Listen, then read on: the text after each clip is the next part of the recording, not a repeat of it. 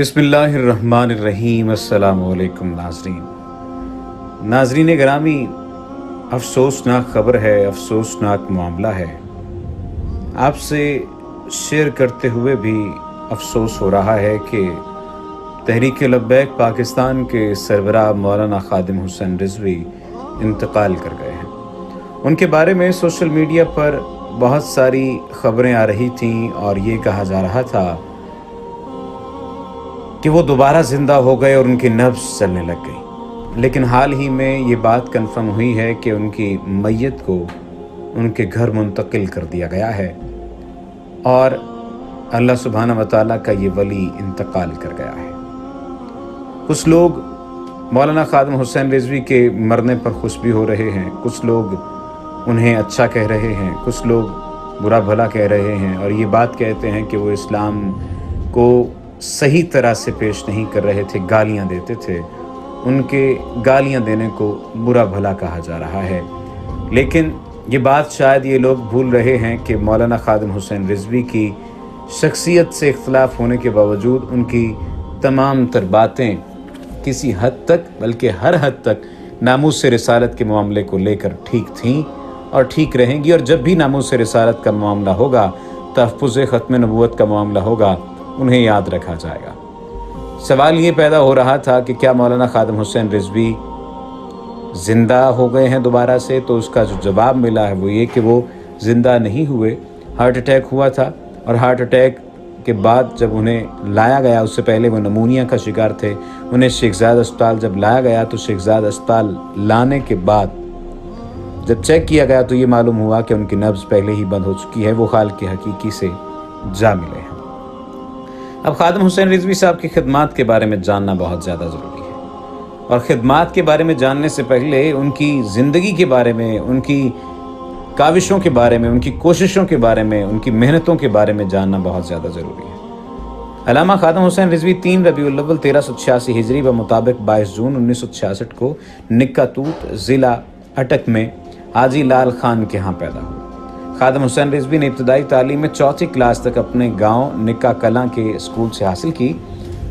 اس کے بعد دینی تعلیم کے لیے ضلع جہلم چلے گئے۔ اس وقت ان کی عمر بمشکل 8 سال ہی تھی اور یہ 1974 کی بات ہے۔ جب علامہ خادم حسین رضوی اکیلے جہلم پہنچے تو اس وقت تحریک ختم نبوت اپنے عروج پر تھی اور اس کی وجہ سے جلد سے جلوس اور پکڑ دھکڑ کا عمل چل رہا تھا۔ جہلم میں علامہ صاحب کے گاؤں کے استاذ حافظ غلام محمد موجود تھے، جنہوں نے انہیں جامعہ غوثیہ اشاعت العلوم عیدگاہ پہنچایا۔ یہ مدرسہ قاضی غلام محمود کا تھا جو پیر مہر علی شاہ صاحب کے مرید خاص تھے۔ وہ خود خطیب و امام تھے، اس لیے مدرسے کے منتظم ان کے بیٹے قاضی حبیب الرحمان تھے۔ مدرسے میں حفظ قرآن مجید کے لیے استاد قاری غلام یاسین تھے، جن کا تعلق ضلع گجرات سے تھا اور وہ آنکھوں کی بینائی سے محروم تھے۔ میں جب یہ معاملہ آپ کے سامنے پیش کر رہا ہوں، ان کی زندگی کے بارے میں، حالات و واقعات کے بارے میں آپ کے سامنے بات پیش کر رہا ہوں، افسوس ہو رہا ہے، گلا روند رہا ہے، بات نہیں کی جا رہی، بیان نہیں کیا جا رہا، لیکن ان کے جانے کے بعد ان کی زندگی کا حوال اس وجہ سے بھی ہم پیش کرنا چاہتے ہیں تاکہ ہم بتا سکیں کہ ہم وقت کے خطیب اور امام کے بارے میں بات کر رہے تھے اور انہیں یاد کر رہے تھے۔ خیر، مدرسے میں حفظ قرآن مجید کے لیے استاد قاری غلام یاسین تھے، جن کا تعلق ضلع گجرات سے تھا اور وہ آنکھوں کی بینائی سے محروم تھے۔ خادم حسین رضوی صاحب نے قرآن مجید کے ابتدائی 12 سپارے جامعہ غوثیہ اشاعت العلوم میں حفظ کیے اور اس سے آگے کے 18 سپارے مشین محلہ نمبر 1 کے دارالعلوم میں حفظ کیے، اور اس کی وجہ کچھ یوں بنی کہ مدرسے میں موجود نکا کلاں کے ایک طالب علم گل محمد نے کسی بات پر باورچی کو مارا تھا اور باورچی کو اچھی خاصی چوٹیں آئیں۔ اس وجہ سے گل محمد کو مدرسے سے نکال دیا گیا، جس کی وجہ سے نکا کلاں کے استاد حافظ غلام محمد نے اپنے لائق تمام طلباء، جن کی تعداد 21 تھی، انہیں نکال کر مشین محلہ نمبر 1 پر واقع دارالعلوم میں داخلہ دلا دیا، جن میں خادم حسین بھی شامل تھے۔ آپ کو قرآن پاک حفظ کرنے میں 4 سال کا عرصہ لگا۔ جب آپ کی عمر 12 برس ہوئی تو دینیا ضلع گجرات چلے گئے اور وہاں 2 سال قرأت کی تعلیم حاصل کی۔ قرأت کی تعلیم حاصل کرنے کے بعد 1980 میں مزید تعلیم حاصل کرنے کے لیے لاہور چلے گئے اور وہاں آپ نے سورہ آفاق دینی درسگاہ جامعہ نظامیہ لاہور میں درس نظامی کی تعلیم حاصل کی۔ لاہور مدرسے میں 8 سال تعلیم حاصل کرنے کے بعد 1988 میں آپ فارغ التحصیل ہو گئے اور قرآن پاک حفظ کرنے کے علاوہ درس نظامی اور احادیث پڑھی۔ حافظ خادم حسین رضوی نے پہلی ملازمت 1993 میں محکمہ اوقاف پنجاب میں کی اور اس سلسلے میں آپ داتا دربار لاہور کے نزدیک واقع پیر مکی مسجد میں خطیب تھے۔ جب محکمہ اوقاف کی ملازمت ترک کی تو اس وقت آپ کی تنخواہ 20,000 ماہانہ تھی، جو اب ختم ہو چکی ہے۔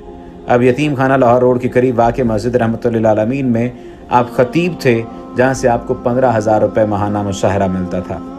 خادم حسین رضوی 2 عصروں سے جامعہ نظامیہ رضویہ میں مسند تدریس پر رونق افروز تھے۔ اس کے علاوہ فدایان ختم نبوت پاکستان اور مجلس علماء نظامیہ کے مرکزی امیر بھی رہے۔ دارالعلوم انجمن نعمانیہ سمیت کئی مدارس تنظیمات اور اداروں کے سرپرست اور نگران ہیں۔ آپ نے سوگواران میں ایک بیوہ جبکہ 2 بیٹے اور 4 بیٹیاں چھوڑی ہیں۔ حافظ محمد سعد اور حافظ محمد انس آپ کے بیٹوں کا نام ہے اور دونوں بیٹے حافظ قرآن ہیں اور درس نظامی کا کورس کر رہے ہیں۔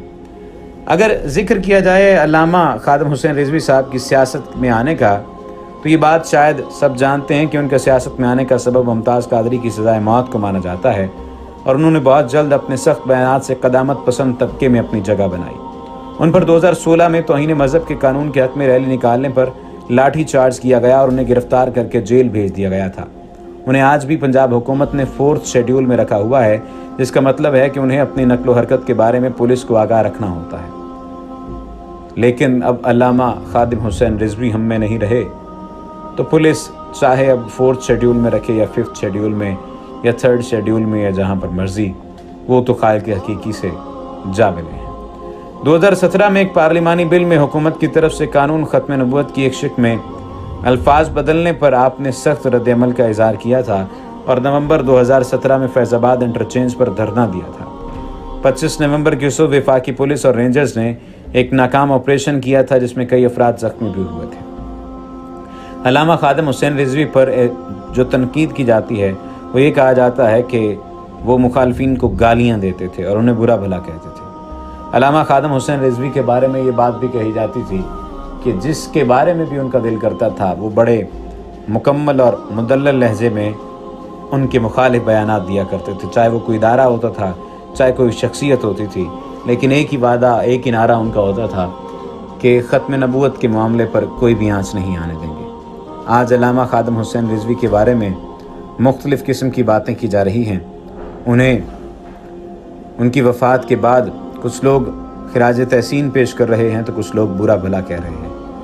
اس وقت میں ہمیں یہ چاہیے کہ ہم کوشش کریں کہ علامہ خادم حسین رضوی صاحب کی وفات کے بعد ہم درود پاک کا نذرانہ پیش کرتے ہوئے ان کے حق میں دعا کریں کہ اللہ سبحانہ و تعالیٰ ان کی آخرت کی منازل کو آسان کرے۔ وما علینا الا البلاغ المبین۔